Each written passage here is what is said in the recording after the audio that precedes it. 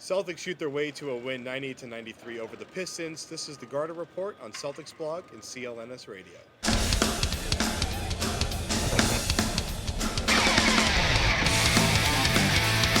Celtics pulled this one out. Things got a little testy at the end there because the Detroit Pistons rebounded the ball a lot, but the Celtics shot the ball a lot, and Jeff Green scored a lot. So we're going to break it all down for you.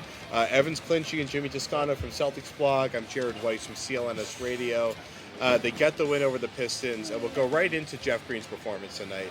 He had 34 points on 13 from 19 shooting from the field, 3 for 4 from deep. Jimmy, Jared. That is my name, actually. Jeff. You guys know each other's names already. Well, I was looking at the shot chart like in the early fourth quarter because all of his baskets, he had like one from the top of the key, a couple from his sweet spot on the right baseline, and everything else was at the rim. But actually, at the end of the game, he gets a lot of shots on the left side, especially that corner three to win it. At the end of the game, I'm getting really specific here, but you tend to do this. Are you gonna let me talk? So I want you to talk about Jeff scoring tonight. Okay, well, you kind of summed it up. I think, and I've said this before, he, like Pierce, and not trying to compare the two, but those are the two guys on the team that can really score from anywhere on the court. You know what I mean? Yeah. Like 1 second they're draining his three, and the next second, like tonight, Jeff Green. I thought the key sequence of the night was when he ripped down the defensive board, found the outlet, ran the floor, and put back Jason Terry's missed jumper for the dunk. Mm-hmm. And then on the next, it was either the next position or one after that, he drains the three from the corner. So the guy is so versatile that he can really score from all over. And we saw that tonight, like you said. I mean, he had a lot of points in the paint, and then you saw him stretch the court, especially down the stretch there. Yeah, we've heard Doc talk about this a lot this season, about how Jeff Green's been evolving and kind of finding more sweet spots on the floor. Because, I mean, earlier this season, he could hit a corner three and he could go to the basket, but he didn't have much in between. I'm being laughed at, and I don't know why. Because we talked about floor spacing a lot so far. No, I'm not. It's true. It's not even about you. Okay, great. It's not even about anybody. I'm just a happy person. Me too, and I'm happy that you're happy. I don't know what I was talking about. But Green has found more sweet spots, and he's kind of learned to score more places, and he wasn't always doing that. And there were a couple times tonight where Green had an open three, and then a guy tried to close out on him. So you know what Green did? He pump faked and then got 5 steps closer. That's the big move that he really needs to add to his game, too. Yeah, I mean, he's developing more confidence to score from more spots, and we're getting repetitive, so let's just move on. I'm done. And real quick, that elbow jumper that everyone was talking about after the game, it's true, because if he does get a shot like that down, guys are going to have to step up on him, and then he's a very quick player. I mean, his first or second step is probably quicker than 90% of the guys in this league. So if he can get guys playing up on him, he can blow right by them to the basket. Yeah. All right, well, let's hear what Doc and Jeff had to say about it after the game. The same stuff we already said, but whatever. It's just, something I had to have in my game. It's going to open up the lane a lot more now. Teams got to come out. If I keep shooting where I am, it's going to open up the lane. I can continue to get to the basket and to the free throw line. So, it's just something I just had to add. I just think he's being aggressive. He's becoming more efficient. I think one part of his game that's opening up, he's starting to make the elbow shots. Early in his career, even most of this year, is basically if it was either corners or to the basket. And now he's starting to make those shots on the elbows, which have been very good for us. And, I think he's aggressive, but he's also being patient as well. I think him and Paul are trying to figure each other out and who has the matchup. We don't know going into the game who they're going to put if there is a small guard on. And so you have to figure that out. It doesn't take long. And then we don't want to get stuck on one side. But overall, I like the way he's playing. So Doc actually says that Jeff Green, obviously, he probably should, but it's likely that he'll be starting at this point.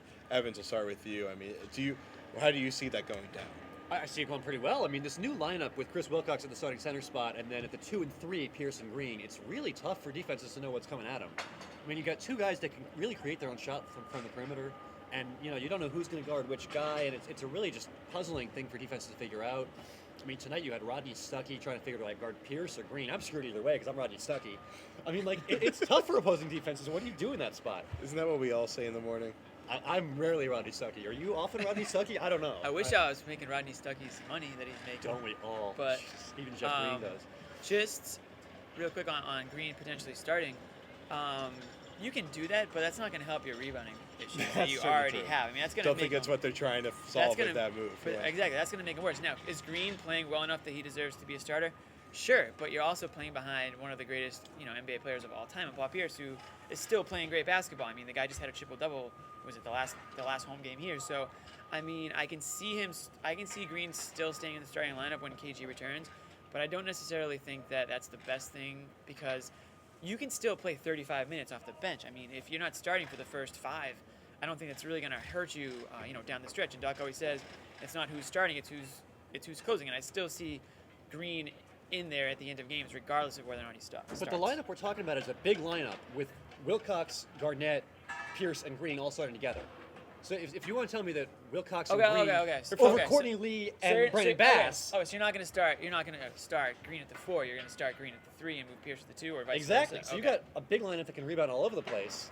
I mean, that's true. But then you also run into that whole thing of Pierce and Green now. Who covers the shooting guard is smaller and quicker, and maybe Green's not, quick enough not that a he can good guard a lot of matchup. 2s in this league.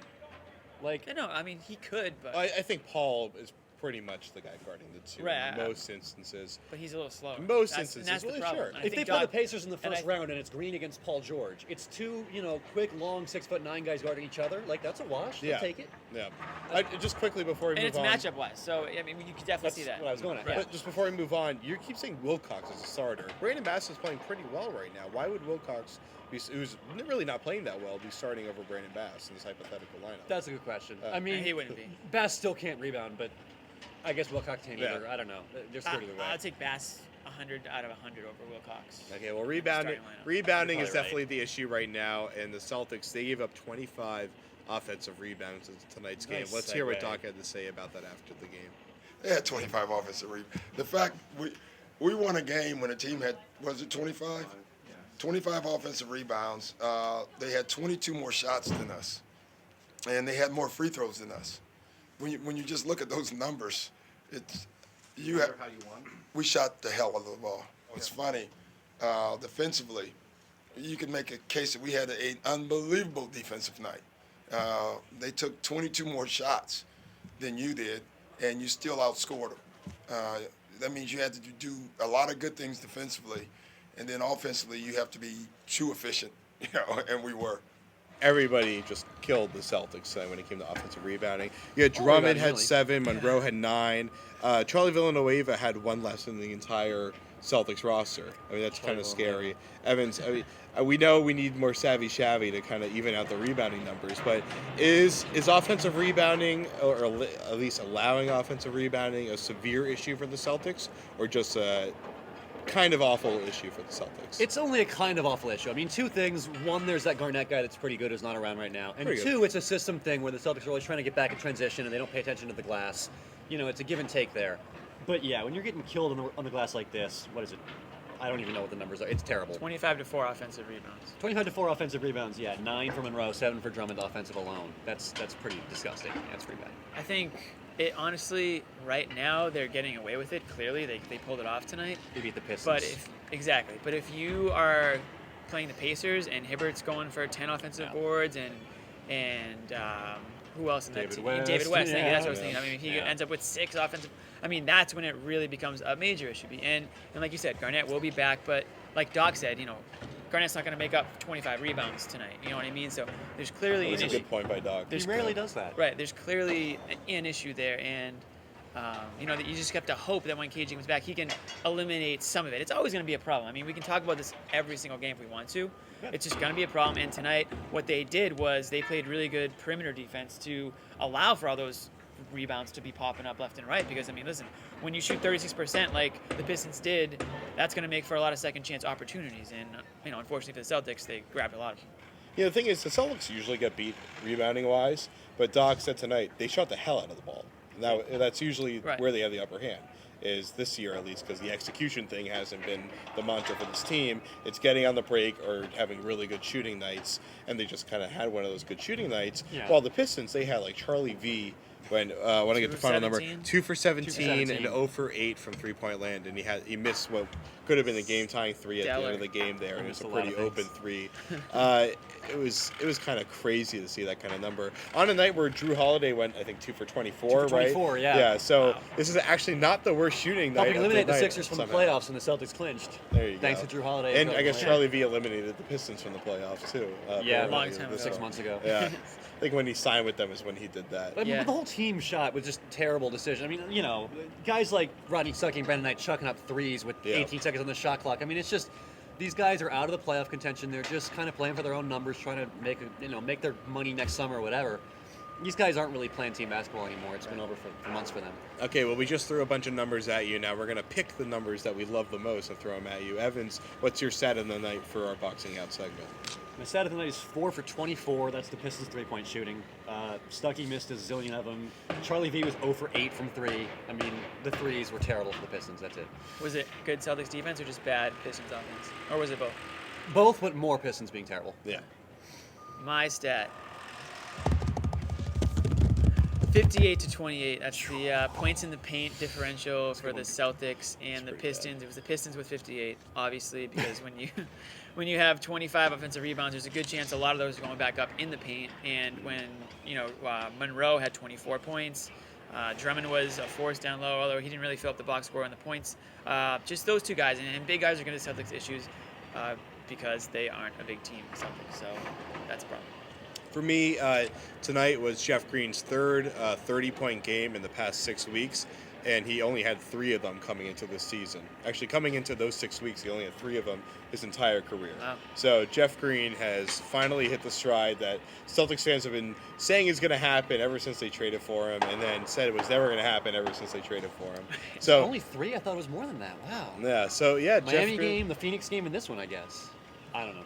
But Jeff Green, he has been, at least for the past month and a half, a consistent 20-point scorer. Yeah. It's amazing. He's not just like, because I think a few months ago we were talking about that we would like to see Jeff Green be a 16-point-a-night guy coming off the bench with the Celtics, and especially with Kevin being out, he's been vaulted into this role where he's the second scorer, or even I'm considering him in the past few games the primary scorer for the Celtics. He seems to be that they're really running shots for him more than Pierce right now. I mean, he's their best player in the clutch over the past month and a half or so. I mean, Yeah. he's the guy that not only comes through, but the people expect him to go through. Doc expects him to come through. I mean, they're drawing up plays for him.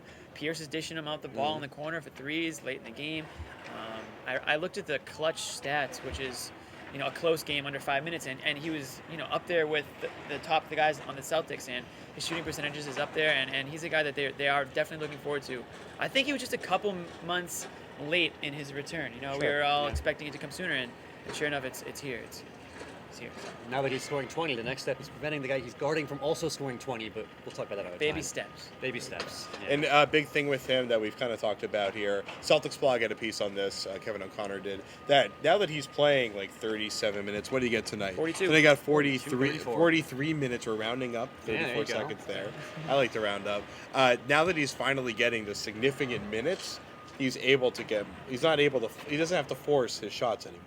They're kind of doesn't. coming to him more naturally because he's just getting a lot more Yeah. opportunities. And guys are giving Very him the true. ball when he's on the floor. Yeah. They trust him now, and he's hitting shots for him. But I mean, just to be clear, it should be recognized that it's not like just because he has more time on the court that's making him play better. It's that he's playing better, which is making him deserving more time on the court.